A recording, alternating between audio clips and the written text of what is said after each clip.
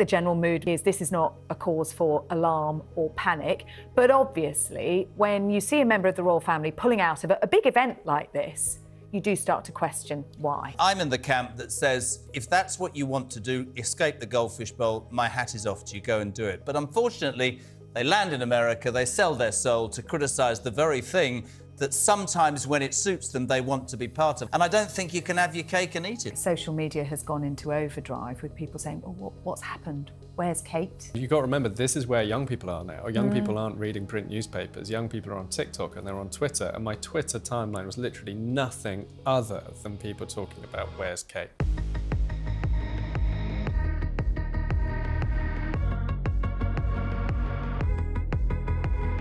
The issue with Prince Harry is that he admitted to taking a lot of quite serious drugs in his book, and this is something that's caused a bit of a kerfuffle in America. With some people that like Harry saying it doesn't matter, but other people that don't particularly like him saying, well, he shouldn't be allowed to get American citizenship. As we understand it, at the moment, he hasn't applied for American citizenship. He just mentioned it in the Hula interview.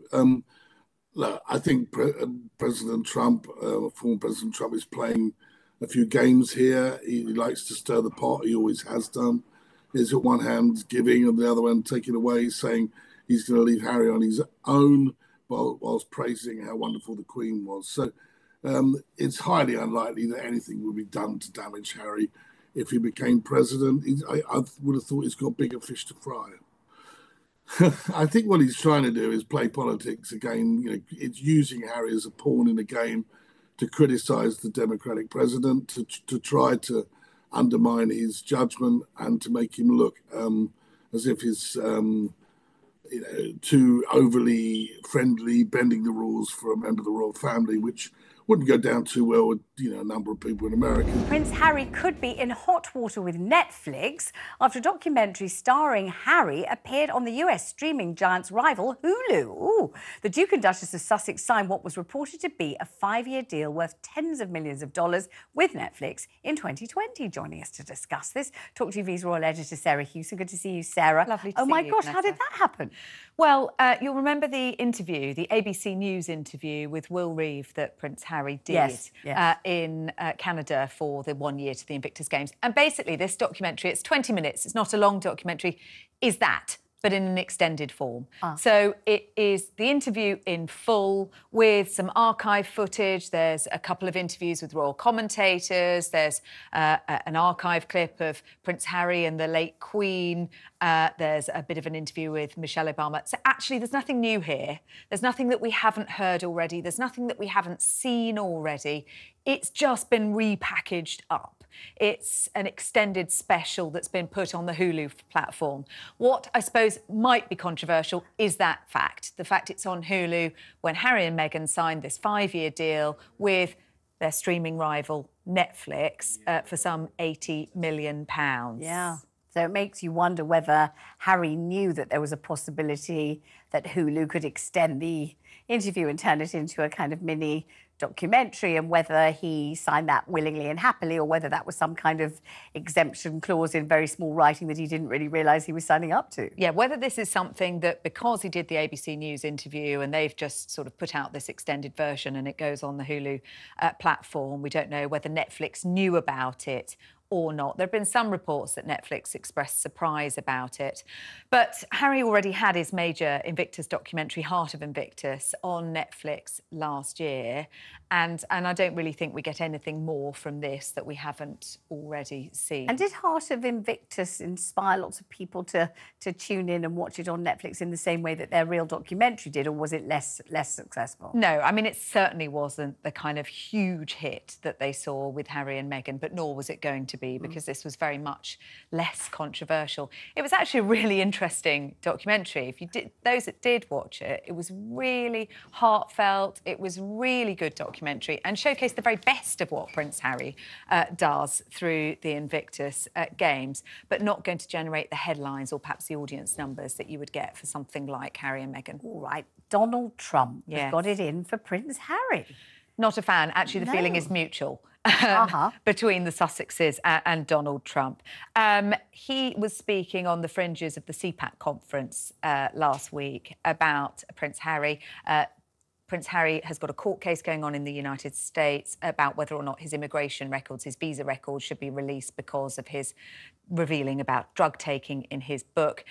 Donald Trump said, "I wouldn't protect him. He betrayed the Queen. That's unforgivable. He would be on his own if it was down to me." And he said the Biden administration had been far too gracious to Prince Harry. And is it true? Has the Biden administration protected Prince Harry? Well, they are refusing. This is a case being brought by the Heritage Foundation against the Department for Homeland Security.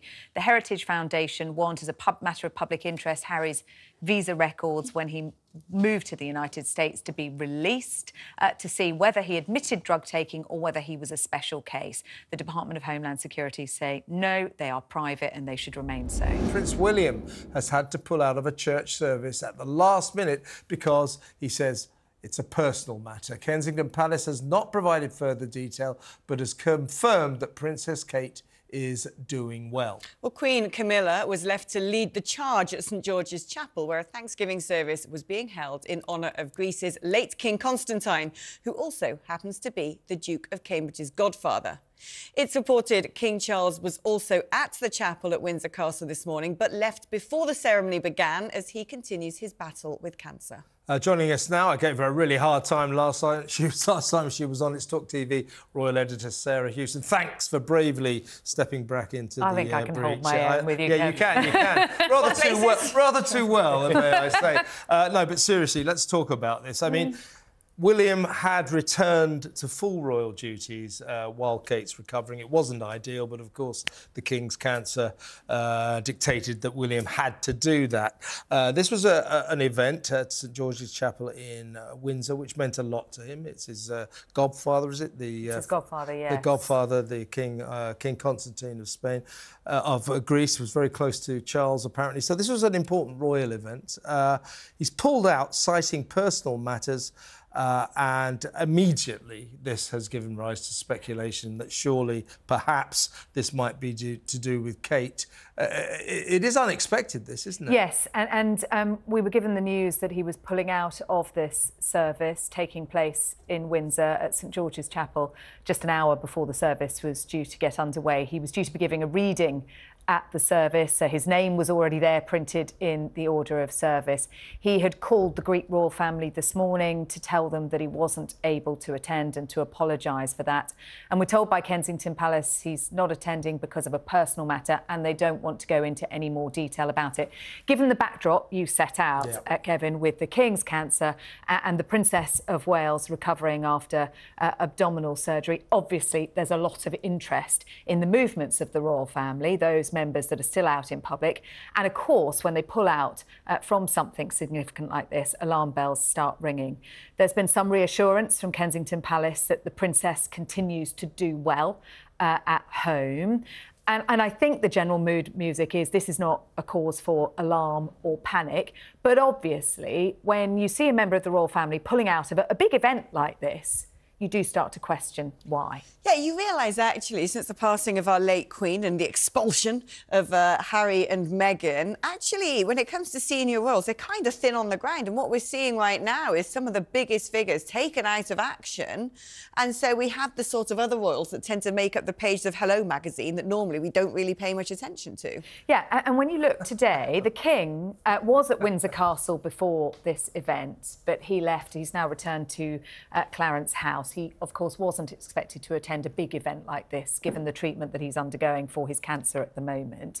But we see the Queen, Camilla, leading the royal family to St George's Chapel for this ceremony. Prince Andrew and Sarah Ferguson also walking down the hill into St George's Chapel because it's not an official state event. It is a private family event. He, we understand, was invited as a member of the British royal family by the Greek royal family.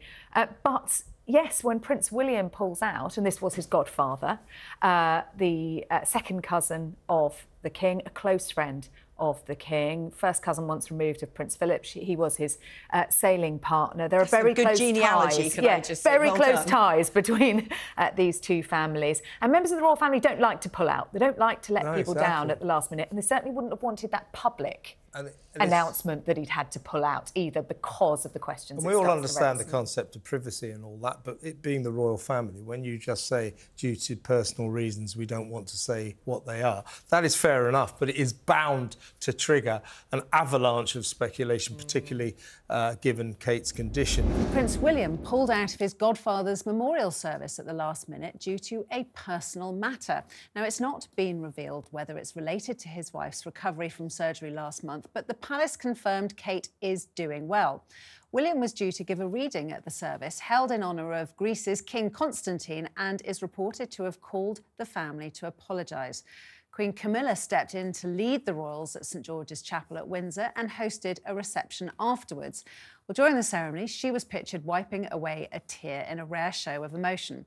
Camilla was joined by Prince Andrew, who, despite being stripped of official duties, can still attend private family events. He was accompanied by his daughters and ex-wife, Sarah Ferguson. The King, who's undergoing cancer treatment, of course, was at Windsor Castle earlier today, but left before the service began. Well, it follows claims from a Greek Orthodox monk that the monarch reached out for spiritual advice after his cancer diagnosis.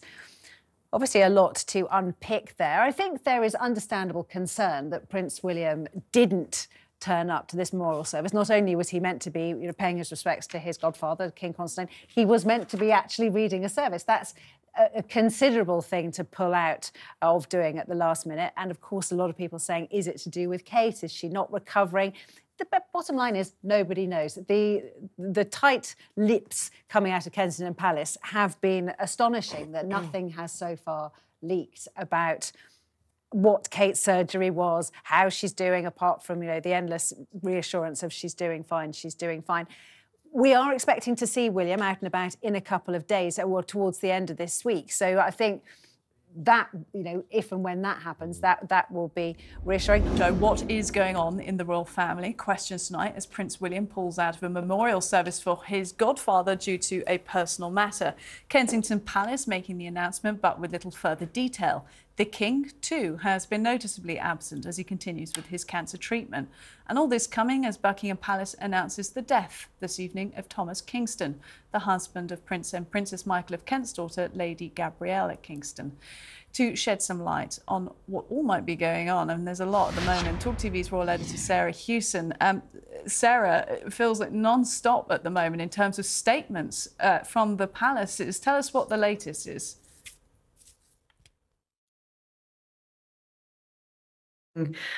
Sorry, we'll start with that really sad news this evening, Rosanna, about Thomas Kingston. He is the husband of Lady Gabriella Kingston, the daughter of Prince and Princess Michael of Kent.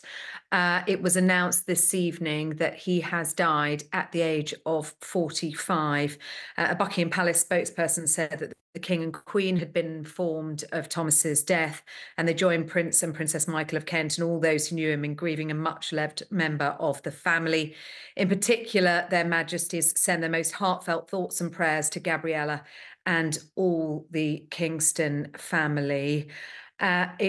He was found dead last night, we understand, at around 6 p.m, Rosanna, at an address in Gloucestershire. Emergency services were called to that address where they found that he had died. There's going to be an inquest, but we're told there are no suspicious circumstances and no other parties involved. So really, really sad news for the royal family today. And it certainly explains why Lady Gabriella Kingston, who was the goddaughter of King Constantine of Greece, was absent today from his memorial service, which was taking place in St George's Chapel, the same chapel where she married her husband some 5 years ago. But quite remarkably, her parents, Prince and Princess Michael of Kent, were there, putting on a very brave face at that memorial service, despite the news that they had received about the death, the shock death of their son-in-law just a matter of hours earlier. Yeah, terribly sad news, Sarah. And when you think about it in that context, to see them there in that same place where they witnessed that marriage, unbelievable. Explain to us sort of the background, the context to this. What is it that Prince Harry wants to happen? Which is the long-term campaign from Harry. And in fact, he has offered to pay for his own security, but that security would come from the British police force. Now, that is an arrangement that has so far been rejected by the government. And so Harry has had to use private security firms when he has visited the United Kingdom. He would like to use the police force because, of course, the British police force know better than anybody else how it is to protect members of the British royal family. So we wait to see what the resolution of this particular case will be. Is it that if he paid for it, but it was based in terms of British security forces, Ed, that they would have information, access to certain information and also resources? Is that what causes this issue? I think it is. It's also the case that the idea of an individual, and you said it at the top of this slot, that an individual, a private individual, isn't allowed to get, if you like, British police security. This is something normally given to ministers of state and, of course, members of the British royal family, as well as other British VIPs. But it's not something that an individual, a private individual, can have access to, and that is what Prince Harry is currently. And I mean, there was interesting in our opening, we were talking about celebrity. One of somebody's comments. I'm in the camp that says, and I've said it at a long time, if that's what you want to do, escape the goldfish bowl, my hat is off to you, go and do it. But unfortunately, they land in America, they sell their soul to criticise the very thing that sometimes when it suits them, they want to be part of. And I'm very... Listen, he is, of course, a member of the royal family, but he's not a working royal. He's given himself celebrity status by everything that he's signed with Netflix and Spotify and whatever. And I don't think you can have your cake and eat it. That's just how I see it. Some breaking news in the last few minutes related to Prince Harry. As you'll know, he has been bringing a High Court challenge against the government, against his own, well, His Majesty's government, extraordinarily, his father's government, over a decision to change the level of his personal security when visiting the UK. This is all about whether or not he can get high-level security, sort of police protection whenever he's in the UK, as opposed to the decision-making of the Home Office. Because recently, when he came over, he did have security. Sometimes he doesn't. Yes. Well, he has, in the last few months, lost his legal challenge against the government's decision to take away his automatic police protection when he's in the UK. His lawyers had argued that he was singled out and treated less favourably in the decision to change the level of his taxpayer-funded personal security. And it was claimed that a failure to carry out a risk analysis and fully consider the impact of a successful attack on him meant the approach to his protection was unlawful and unfair. But he has lost that legal challenge. It was a hearing back in December. And retired High Court Judge Sir Peter Lane was in charge of making that decision. He's issued his ruling today and said that he was not singled out and that he doesn't he doesn't need necessarily to have security every time. And it's going to be up to this, of course, this is the Executive Committee for the Protection of Royalty and Public Figures. Who to decide. I'm of the view that the man needs protection. I don't understand why he'd need protection because he comes over to the coronation, but he doesn't need protection when he comes over seeing his family or doing something else. Yes. It seems to me that this is a man who is at risk because he is the king's son. Yes. Whether people like it or not, and that he is a man who fought very, very, very proudly and very publicly for our country in Afghanistan. Yeah. And those are the two reasons why he is at risk. And I don't think that he should ever be put at risk. No, I agree with you. And I think that a lot of people don't take that view because they're very critical of Harry. But I think... I'm critical of Harry, but I still think they're live. Yes, yeah. No, I agree. I mean, he was born into a very high-profile position. It's true some of the fighting he did in Afghanistan also makes him a target. But I think as well with Harry, there was a little bit of poor planning. People did warn him, if you leave royal duties and go to California, you might lose your security. But he either needs his security or he doesn't. Yes. Is my view. I just find it extraordinary. But anyway, he has lost that legal challenge in the High Court. Former President Donald Trump, of course, making headlines this week, hinting that he could deport Prince Harry if he's re-elected. He warned the Duke of Sussex that he will not protect him like President Joe Biden's administration has against the Heritage Foundation. The Heritage Foundation, as you know, currently asking for transparency in court, saying they'd like to know how the Duke of Sussex, how he got into the United States, how he stays in the United States. They'd like to know if he lied on his visa. They say that this is of interest to the American public, especially after Prince Harry said during his Good Morning America interview that, yeah, he's considered becoming a citizen of the United States. I'd like to know, just from your standpoint, do you feel like this is just Trump talk? Just Trump, you know, he's so good at making headlines. You know, he was a PR machine before he was president. I don't know if I necessarily believe that there's any weight to this story. What's your opinion there? Well, I think if this is top of his agenda before he's even in office, then that's frankly concerning in itself. But, you know, he's someone who he's someone who bears a grudge, doesn't he? I mean, he doesn't let things go, and this sort of feels like quite a personal vendetta against the Sussexes. I think, correct me if I'm wrong, Kinsey, but he's said in the past, hasn't he, he's not a fan of the Duchess of Sussex, and he's clearly not much of a fan of Prince Harry. He's accused him of letting the Queen down, the late Queen betraying her trust, letting the royal family down. So certainly the Sussexes aren't going to get any sympathy from Trump, but will they actually get a concerted campaign to expose what was on his visa paperwork?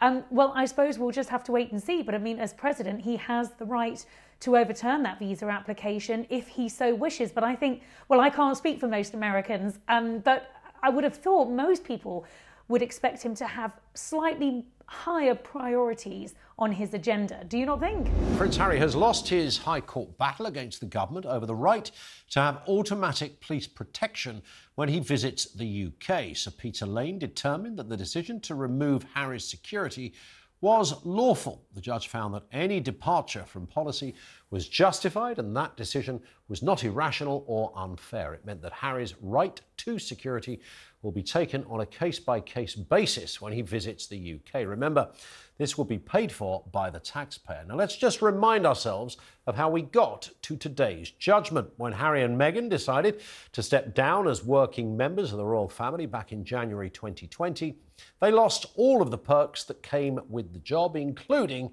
having their own security detail. At the time, the Royal and VIP Executive Committee, bless them, concluded that the provision of protective security would no longer be appropriate on the same basis as before. The Duke of Sussex then decided he'd pay for his own security when he was in the UK, and that request was also rejected.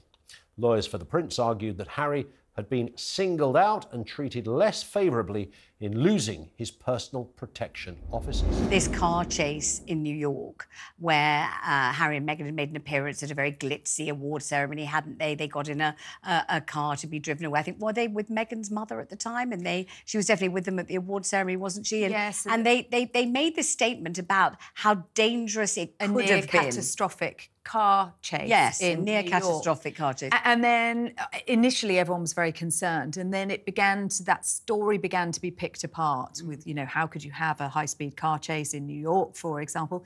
Even the NYPD actually seemed to pour cold water on the accounts at the time. However, what has now emerged, as Joshua mentioned, is this letter from the NYPD's Chief of Intelligence suggesting they've actually changed their security protocol around Harry and Meghan when they're in New York as a result of a review of that incident.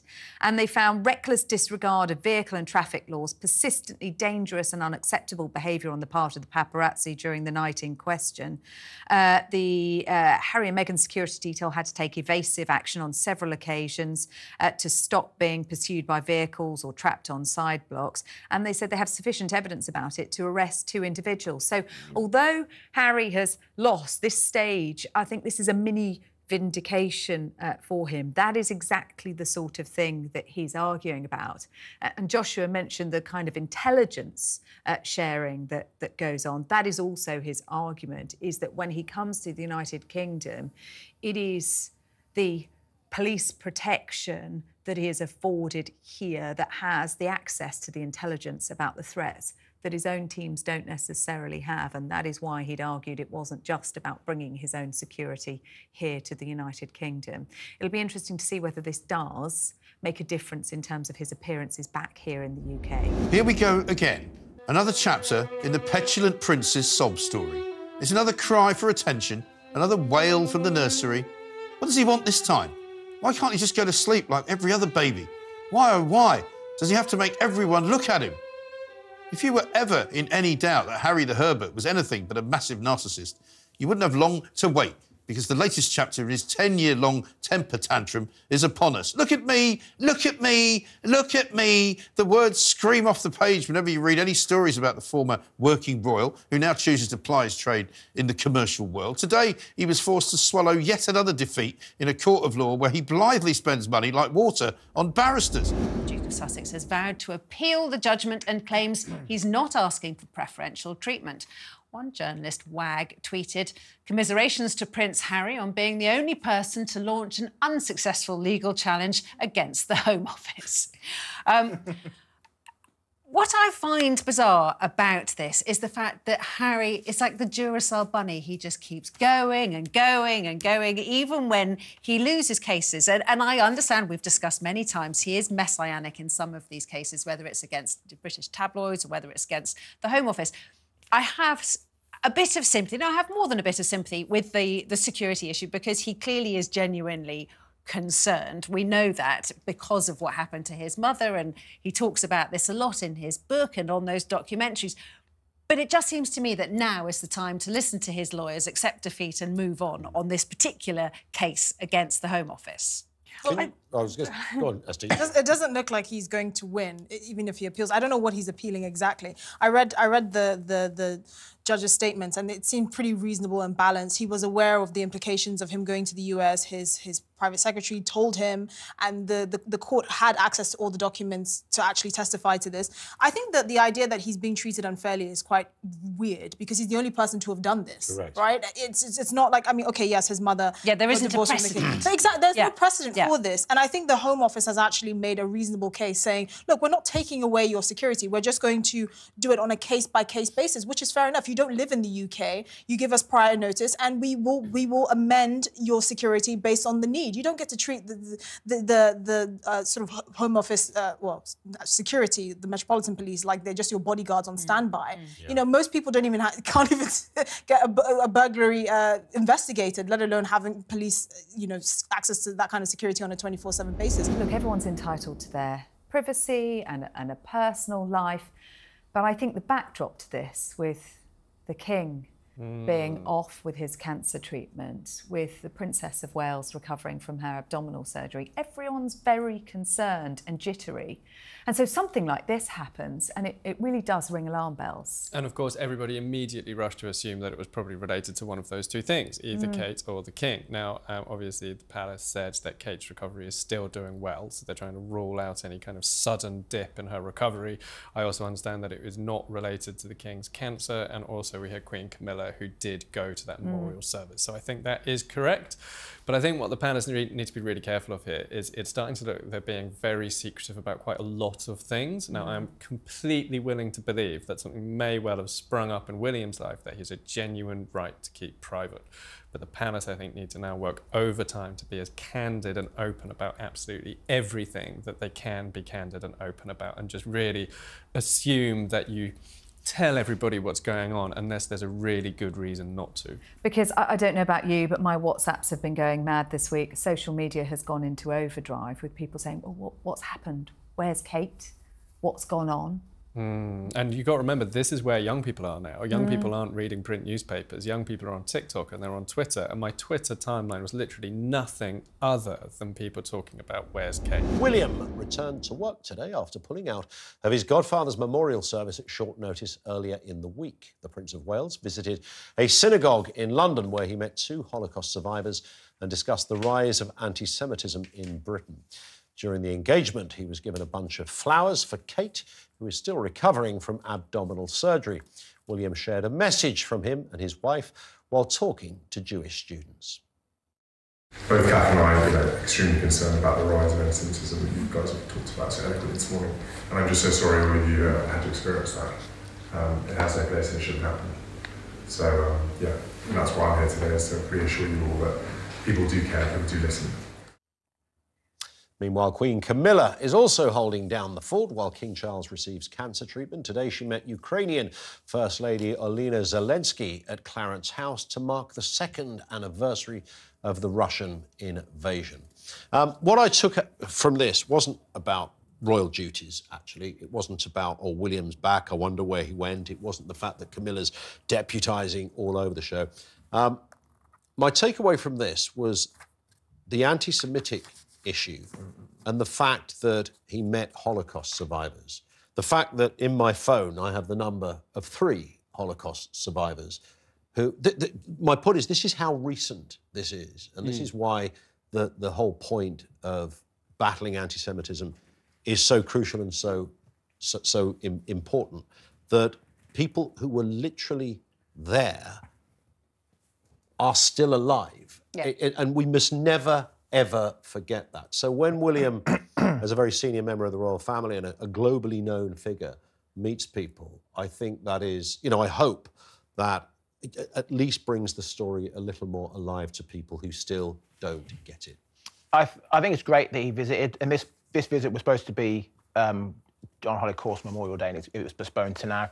But after last week, when he made the statement about Gaza, you know, I think he's now going to have to go and meet with some Muslim leaders or go to a mosque, because people are going to see this and they're going to say, well, when the massacre happened October 7th, he put out a statement. Then he said nothing until last week about Gaza. Now he's gone to meet some Holocaust survivors. It's Ramadan, starts in 10 days, 11 days. People are going to demand that he goes and speaks. Otherwise, it's going to look like maybe he will. Well, I'm sure okay. Maybe that's fine. I mean, that as long as he is balancing it like that, then it avoids the whole accusation of political interference. I think the images from that today were absolutely beautiful.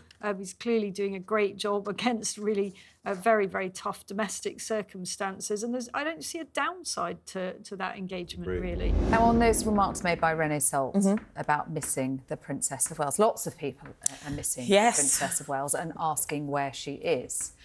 Now, Kensington Palace has been quite clear. They've put out another statement, in fact, in response. But the internet has gone mad. Absolutely wild for this. At first, it was just like a corner of the internet where if you went down that rabbit hole, you could get lost. Now it's the whole internet has pretty much gone a bit bonkers looking for Kate Middleton, the Princess of Wales, as she is known, of course. Now, like you said, Kensington Palace put out a statement yesterday. They said Kensington Palace made it clear in January the timelines of the Princess's recovery, and we'd only be providing significant updates. That guidance stands, and they added that Kate is doing well. But the rumours are abound all over the internet about what has happened to the Princess of Wales. The top rumours are that she is going into the celebrity Big Brother house. In at number 2. That she is growing out bangs. Now, as every woman knows, if you have cut in a fringe and it's gone a bit wrong, it does take... So, what are bangs? A fringe. A fringe, like this, basically. And you want it to grow it out, that will take you 3 to 4 months. Good grief. Good or grief. that she perhaps has had some work done, a Brazilian butt lift, or oh my gosh, that she got lost at that told you it was a rabbit hole. I did. It's a real rabbit hole. Or perhaps she's got lost at that Glasgow Wonka experience. Now, unless you have been hiding under a rock, you will have seen what can only be described as an incredible effort by my hometown to put on a Wonka experience that was You must bonkers. feel so proud. Honestly. But I want them to bring it back because I want to go. Can I make a suggestion? Yes. My theory. Tell me. She's at home recuperating Exactly. where they said she was going to be. Yeah. Is that bizarre to say that? I don't Occam's think... razor. The conspiracy theorists will not They won't be happy. heeding that. No.